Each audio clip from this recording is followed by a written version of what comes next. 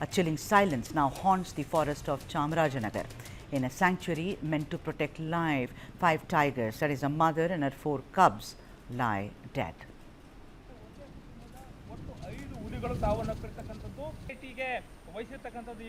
The Malay Mahadeshwara Wildlife Sanctuary, once a thriving haven for Karnataka's big cats, is now at the center of a suspected poisoning scandal.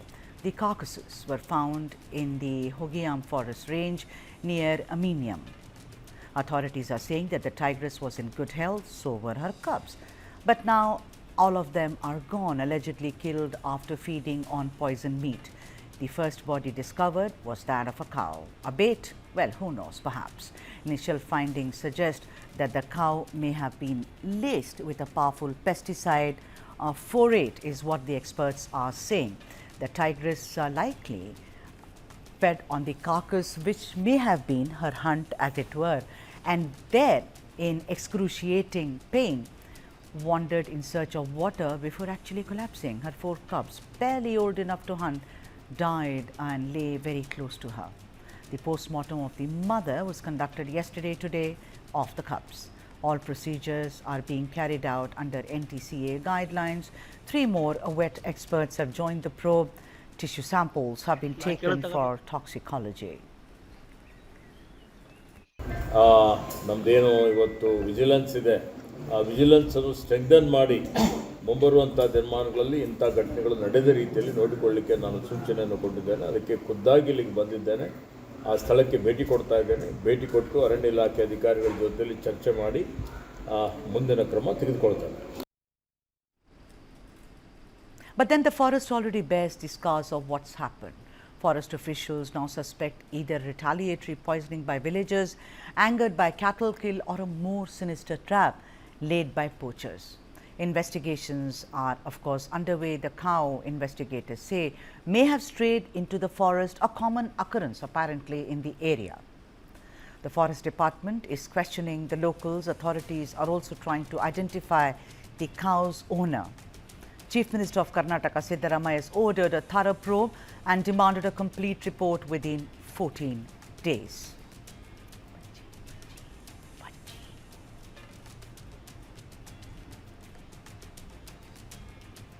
And to speak more on this entire conspiracy theory of poisoning, let me now go across to my colleague Mohammad Wajiullah for more details. Vaji, take us through, do we have the post-mortem report or it's being conducted? Because there is a conclusion that it may be a case of the tigress having been poisoned and subsequently could be because of either the cubs, feeding on the mother, or because, also consuming the same poisoned meat of allegedly of the cow, died. Well, so indeed a tragic incident of these 5 cubs who were killed in Chamarajanagar. So far, from what we know, is that post-mortem of the mother was done yesterday. The other post-mortems were done today. The final rites of the animal has also been done. A cow that also had died, the final rites of that animal has also been done separately. Ishwar Khandre, the forest minister, was there. He called for a thorough probe. The central body has also asked for a thorough probe in this entire incident, and 14 days has been given. But for now, the post-mortem report, the initial findings clearly give us an idea about phosphate, a chemical that was used in killing of this. A lot of theories have come out. The forest department is questioning people, and like you mentioned, one is whether this could be villagers who would have done this out of retaliation of the killings that animals have been doing in the past of their cattle, and the other that they believe could also be the poaching nexus, because the teeth of the the teeth of the tiger and the bones of the tiger is a very essential commodity, and you have people use it as a part of the superstitious belief, having lockets of all of these things. So that also could be one of those angles. But so far, we do not have a clear-cut conclusion of what could have led to the death of the tigers, and investigation is on. And surely, in the next 14 days, we will have a clearer picture on what led to the death of these 5 tigers in Bengaluru, because out of this is the second largest conservatory in the country with close to 519 tigers there, out of which 5 have died. And it has raised a lot of alarms in the area, and a lot of people in the city have been questioning because Bangalore, Karnataka, otherwise, it's a very nature-friendly state, and incidents like these, the cutting of trees, the killing of animals, surely affect people a lot here. Thank you so much, Vajula, for joining us on this broadcast and putting a perspective on a lot of questions. Like my colleague says, one is still awaiting what may have happened. Poachers, and particularly those poachers who use, erroneously tiger bones as aphrodisiacs. We'll have to wait and watch what happens. Now, even as there is speculation that the death of the 5 tigers was the result of, like Vajula says, poaching, or I would think man-animal conflict, with the carcass of the cow allegedly having been poisoned by disgruntled farmers, there is yet another theory which is swirling around the tragedy. That being irregularities in payments to frontline staffers vital to the Hills Wildlife Sanctuary, which is the theatre of the tigers' deaths. As reported in the Deccan Herald early this week, a few staffers had staged a protest in front of the office of the Deputy Conservator of the Forest over non-payment of wages for 3 long months. The point here is that the staffers are not employees of the department but are outsourced hands hired locally through private companies. Apparently, officials at the reserve issued notice to this private company for failing to deposit the EPF, ESI and other statutory benefits to 120 staffers since September of 2024. Look at the time lag. The government had in fact released funds in April, but the payments were still pending.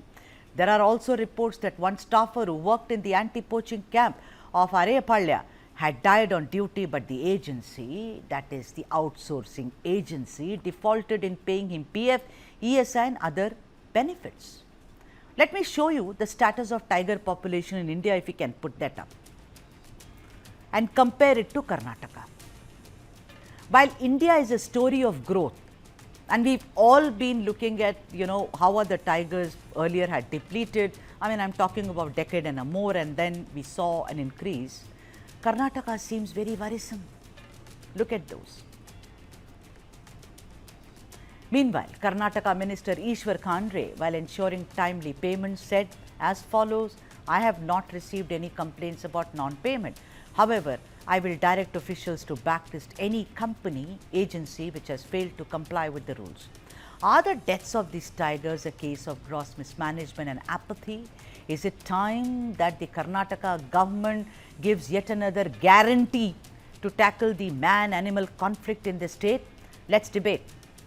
Joseph Hoover, wildlife activist and former member State Board for Wildlife, is here, as well as Dr. Fayyaz Khudsar, wildlife conservationist. Thank you so much, both of you, for joining us on this broadcast. Joseph, what is the conspiracy, or what are the reasons you think seems more plausible? This whole farmers disgruntled because it ate a cow, then poisoning the cow, lacing the body with this.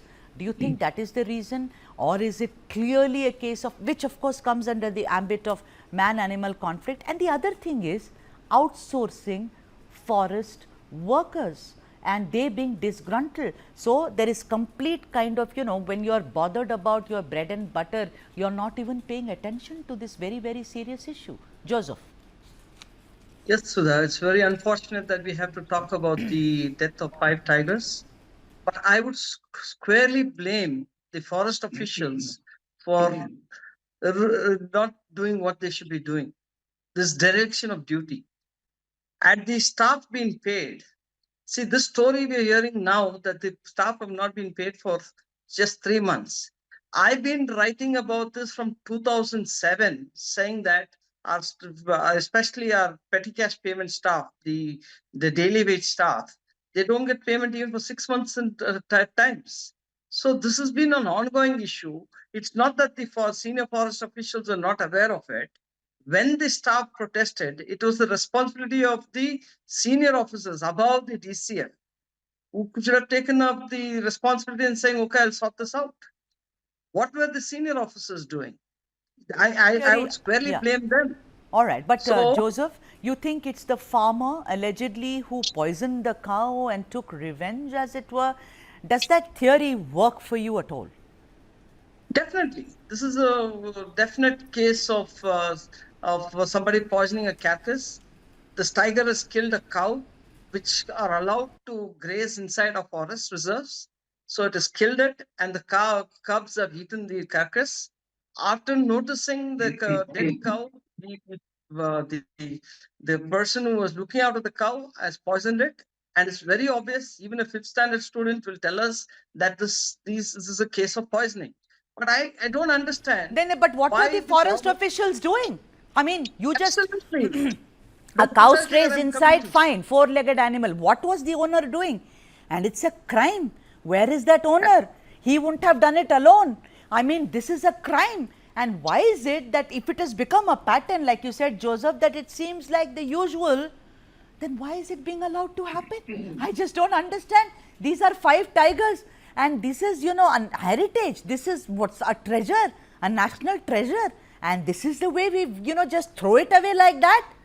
You know, Dr. Fayyaz Khudsar, please come in here. Sir, what is this? This is horrible. There is dereliction of duty, like Joseph says, and there is complete apathy at every level, sir.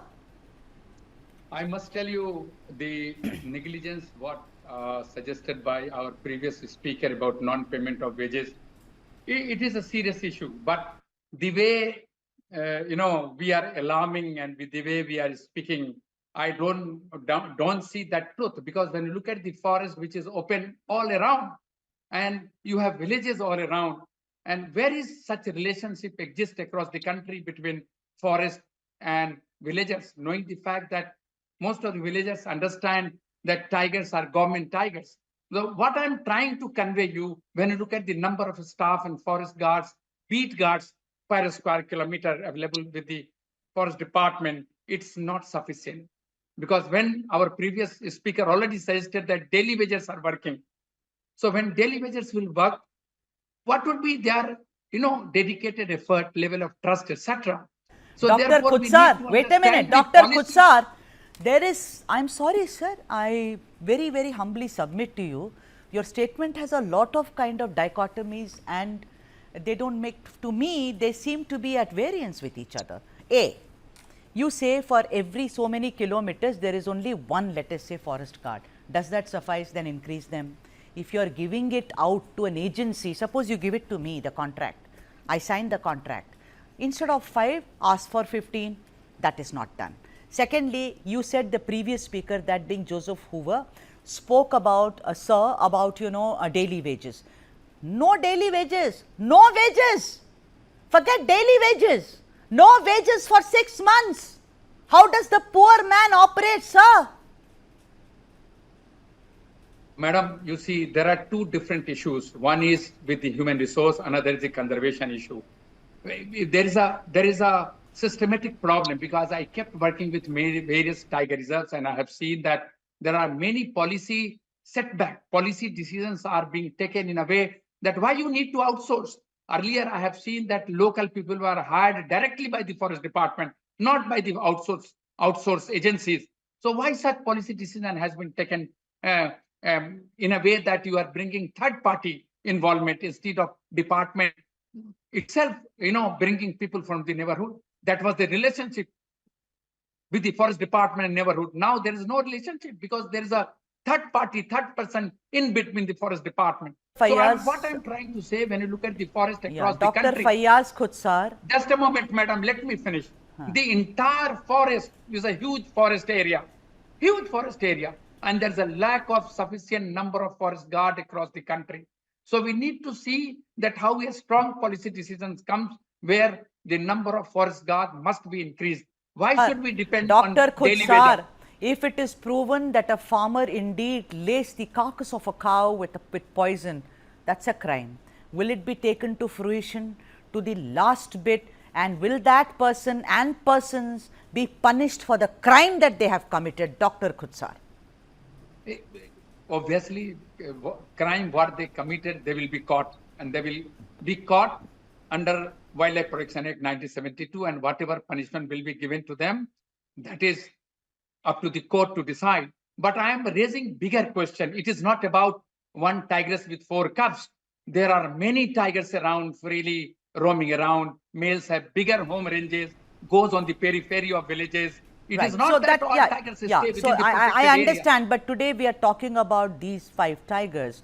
Joseph, what Dr. Khutsar is trying to touch upon, and I reckon I'm right, is the man-animal conflict. It's about being territorial. It's about whose area this is. So obviously, it's yet another, it's a very big problem. The cows strayed into, and I've heard this since, I don't know, since when? The cows straying into forest, getting killed by tigers, then the tigers also getting into, I don't know, I mean, we've read Rudyard Kipling as children and several other fiction novels. You tell me, Joseph Hoover, look at this case purely, Joseph, just this. Yeah. Where blinkers? As you Where say, do you apportion this blame? Yeah, see, I would want to say this. This cow is not just strolled into a forest. They live around the periphery of a forest. These cows are from Tamil Nadu. It is owned by the people in Tamil Nadu across the border. They give it to local villagers in Karnataka, ask them to graze the cows so they fatten and they're sold again in the market. Our farmers, poor farmers, take care of these cows and forage them inside our forest reserves and sell the dung. They make money out of dung by selling the dung to estates around the forest areas. Now, there are not just one set of herd of cow. There are hundreds of herds like this. And the forest department has just been smiling away, saying that kuch nahi hoga. Now that we have lost 5 tigers, I hope they're all the more on their toes and ensure we don't have such intrusions. It's just not MML, Sudha. It is happening in Kaveri Wildlife Sanctuary. You have shepherds and cowards coming in from Tamil Nadu and having pens inside the forest. They have goats and they have cows and hundreds of them. And the forest department here has done nothing about it. And when they do something like this, the local politicians come in because they get votes. They tell the forest officers not to intervene. So this is what has been happening. Cows are grazing freely inside our forest reserves. Not just here, even in Bandipur, even in Nagarole, we have cows right in the core areas. So Khutsar, here my question is, Mr. Doctor was saying that this is outsourced people, there is no trust. I would trust these watchers more than our senior forest officers. They are more honest, more capable, more experienced to protect our forests than any of our principal chief conservator of forests. I don't have any more respect for our Indian Forest Service officers. If they were doing what they would be doing and Sir, ensuring what I that mean, sir, our what I forests are mean protected. that when No, let me a finish it, sir. Let me finish it. Let me finish it. If our senior forest officers were doing what they're supposed to be doing, what they're paid for, we wouldn't be in this scenario. This story has been unfurling for so many years. right. I've been writing about it, talking about it for many, many Yeah, so years. I mean, It's the same outsourcing, the scenario. thing is, Dr. Khutsar, you wanted to come in, please come in because I want to also ask actually, you. Go on, yes, Dr. Khutsar. Go on, go on. actually, I would like to suggest, I am not saying when you outsource somebody, they never continue. Sometimes A comes, sometimes B comes. So how the trust will generate between department and the people? And since our previous speaker already told us since last 6 months, they have not got wages. So what kind of trust will be generated, sir? How it will be generated? I am not accusing See, anybody. I am not raising finger towards anybody. I am trying to say that why government need to create a system where department itself will look after entire forest. Because earlier I have seen in central India, in Uttar Pradesh, that forest department were hiring people from neighborhood directly. There was no outsource system. So why the outsource? That's why I'm raising this question. I don't see, understand. You these say are no people. trust with outsourcing agencies, and here I don't want to name the outsourcing agency. They've not paid up. They are not supposed to do such a thing. People are angry. They take care of the forest. They are trying to earn a living. No, forget about PF, sir. One person has died. Even his compensation has not been paid. No wages, no benefits have been given. They are protesting. When you are protesting in a job, do you think you will concentrate on the job? You won't. Yes, but whose fault agreed. is it? Why is it being outsourced? Joseph, is my question. Yeah, now the Karnataka government had issues with the labor, especially not just forest, with all other departments. we had raised this question saying that we need permanent staff. They said if you're going to make all these daily wage staff and the MR muster roll staff as permanent staff, we have to also ensure in all the departments we have to create such. So they have quietly washed their hands and allowed these private contractors to source these people. But I want to just tell doctor, but these people don't want to leave their jobs. They're desperate. They need food. They will give their life for the forest. They're not going to go away. And these guys are harassed by our senior forest officers by threatening them, saying that, listen, if you yap with me, you question me, I'll have you thrown out of the job.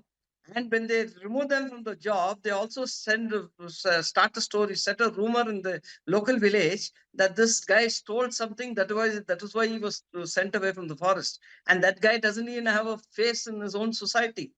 This is the kind of racket our forest enforcement involved. Right. This is I know very well because I'm a ground source. I work on field. I know what's happening. Right. I would rather trust these watchers than anybody else, not even an RFO. You know, this is a major accusation on the forest officials, on the forest department, you know, wildlife officials who are trained to actually take care of this. Dr. Khutsar, I want to ask you a straight question, sir. Who do you hold responsible for the deaths of these tigers, that visuals of which we will show on the screen, sir? Who is responsible for it? Ji. There is no doubt when government system is on record, in place, therefore system is responsible for it. But the system is not foolproof. I am telling you for my experience since long time, since 25 years I have been working in many tiger habitats, and I have seen the problem. Problem is inbuilt. Problem is with the policy decision. Already previous speaker sir has already suggested that how political intervention is there in decision making. There are n number of problems. There are a lot of mouth and heads to eat and An example, sir, give me an example. Forest is not fenced. Forest cannot be fenced. How you need a lot of people to protect your treasure. This is very important, which gives you ecological goods and services. Not only tiger. This forest itself provide water to drink, air to breathe. How will protect it when thousands of hands are around it to eat, cut, feed, because there is no system on record. As I said, so are you saying that the forest staff is required is not there? Dr. Khutsar, are you saying that the forest should not be jutting out into what is called human habitats? There should be distance, there should be a kind of, is that what you're trying to say? Is this one of the reasons when you say that, you know, the forests have to be, protected? Is that what you're saying? I'm saying that forests should be protected for the people itself. In Delhi, you see how we are suffering the quality of air, you look at it. The quality of water, you look at it. No, sir, but this is a crime. No, sir, I know, we know about Delhi and the pollution, but the thing is, this is a crime. Now, this crime has happened because some farmer has done it. According to Joseph, these farmers, he says, he's not sure, but he says these farmers come from Tamil Nadu, they come to graze their cows. He said, you go into every tiger reserve, you will see lakhs and lakhs of, animals there, domestic animals, like, goats and cows. People are grazing them, and naturally there is then a collision between the big cat and of course the cows. And if the big cat tries to intervene, then you look at it, I mean, there is also fear, there is also paranoia. Tell me something, Joseph, why is it not that if I am a farmer and my cow has been taken away, who do I go to complain that, sir, this tiger has taken away? Do you think his complaint will even be heard? Yes, it is heard, Sudha. What happens is when it happens in a village, if a tiger goes into a village and devours somebody's cattle, or when they come on the fringe of the forest, they are compensated. They are given very good compensation. In this case, the cow was killed within the reserve. And here I come again, I'm making a very strong statement. Had our daily wages been paid salaries for the 3 months, they would have been on the beat. Where had they been on the beat, this guy who came and poisoned the carcass wouldn't have dared to come into the forest because he knows people are around. Now that people were not there. Joseph, just a minute. Because they were not paid wages, Joseph, the outsourcing agency is the main accused here. There is dereliction of duty on their part. They've taken away the wages of these people, and hence they became, kind of blasé about the entire thing. Would you agree? I would agree with you. But I will put the onus on our forest department, senior forest officers. It is their duty to ensure the payments are made. If the contractor is not paying, the agency is not paying, they should come into the picture and ensure they're paid. Why are they not doing that? Yeah, they're not aware of it. This committee that has been formed to probe into the debts is ridiculous. They're the own set of people. They're the own forest officers. Are they going to come and blame themselves? No. And they have a wildlife biologist, Sanjay Gopi, who's also on the committee. He himself has built a ranch in the middle of a forest in the elephant corridor. And do you think he would dare to question anybody there? I would rather want the Ministry of Environment and Forests to climate change to send the representatives from the NTCA to come and do a thorough investigation and go into this issue. Yeah, Joseph, because like I said, several theories have swirled around. One is this cow, poison, tiger, cubs, death. Another is non-payment. I mean, no payment has been made. Apparently, the government did tell the agency in April, please pay up. This issue has been going on since September of 2024. The needle has not moved. This is the apathy, and you seem to be right. I seem to be coming to agree to you that in this, it is not just, the agency which is playing truant, but also senior forest officials. Let's listen in to what the Forest Minister of Karnataka says in this issue, then we come back to the debate. ನಮ್ಮದೇನು ಇವತ್ತು vigilance ಇದೆ, ಆ ವಿಜಿಲೆನ್ಸನ್ನು ಸ್ಟ್ರೆಂಗ್ದನ್ ಮಾಡಿ ಮುಂಬರುವಂಥ ದಿನಮಾನಗಳಲ್ಲಿ ಇಂಥ ಘಟನೆಗಳು ನಡೆದ ರೀತಿಯಲ್ಲಿ ನೋಡಿಕೊಳ್ಳಿಕ್ಕೆ ನಾನು ಸೂಚನೆಯನ್ನು ಕೊಟ್ಟಿದ್ದೇನೆ. ಅದಕ್ಕೆ ಖುದ್ದಾಗಿ ಇಲ್ಲಿಗೆ ಬಂದಿದ್ದೇನೆ. ಆ ಸ್ಥಳಕ್ಕೆ ಭೇಟಿ ಕೊಡ್ತಾ ಇದ್ದೇನೆ. ಭೇಟಿ ಕೊಟ್ಟು ಅರಣ್ಯ ಇಲಾಖೆ ಅಧಿಕಾರಿಗಳ ಜೊತೆಯಲ್ಲಿ ಚರ್ಚೆ ಮಾಡಿ ಮುಂದಿನ ಕ್ರಮ ತೆಗೆದುಕೊಳ್ತೇನೆ. Dr. Khudsar, there is more of a shocker. Apparently, the agreement between the outsourcing agency expired. I mean, it's been what, April, May, 3-4 months. It's not been renewed. So there is complete silence on all those people you said who work very hard. Like Joseph said, these are really dedicated people who walk the forest, who are looking at it as to even the small movement happens. These people have their ear to the ground. These are the ones who went empty stomach, who've not been paid wages, and therefore I think somewhere they looked away. Maybe they could have stopped the owner of the cow and said, take it away. Otherwise, there is a lurking danger. Dr. Khudsar. Yes, I agree with you. When people who are working, anybody who works and not get money to support life, how he or she will behave. And it is why I'm saying time and again that this is the problem across the country now. It is not the one state, but everywhere I see now. Earlier I have seen, especially in central India, where I worked for many years, about 20 years, where I have seen that every forest guard has power to keep 2 chowkidars, and they were being directly paid by the forest department under the supervision of range officer. I have seen there was no outsource system, so that the relation with the villagers were very strong. Now there is a third party coming from outside, becoming outsource agency, not giving money, creating further problem. So we need to see that old system must prevail, so that there is a breach of trust, I must tell you, between the villagers and department due to this third party. We need to restore that trust. Only then this will but nothing will move if the government does not make it one of their top priorities. Joseph, I've been reading about how man-animal conflict has worsened in Karnataka. Do you think there'll be any lessons learned by this government which keeps giving you guarantees? Definitely, no lesson will be learned. It'll be another incident, then we'll be reactive. We're not proactive. I would just want the viewers to know that every time I try to reach the senior officers in Bangalore, in the Aranya Bhavan, they're always in meetings, always in a conference. Even occasionally when I go there, I find them in conferences. All the meetings they do, how was it translated into the protection of a forest and the staff? I don't see that happening at all. So I would bring the entire blame onto the department. I would say you guys have failed. Forest officers have failed. You're being paid handsome salaries. Here, the doctor is questioning about no relationship between the villagers and the money is not paid to the contractor. 2 crores was pending. But All he right. was begging Yeah. them. Okay. Said, And pay me the money, I'll make the payment. Right. They did not do that. Yeah, I know. So this It's all a needs, it's a right it's royal very mess, disturbing. Joseph Hoover. It is, but at the end of the day, you know, Dr. Kutsar, the 5 tigers are gone, and it is such a waste of deaths. No deaths are good, but this is our national heritage, and we, if someone should stand up and take the onus of the blame.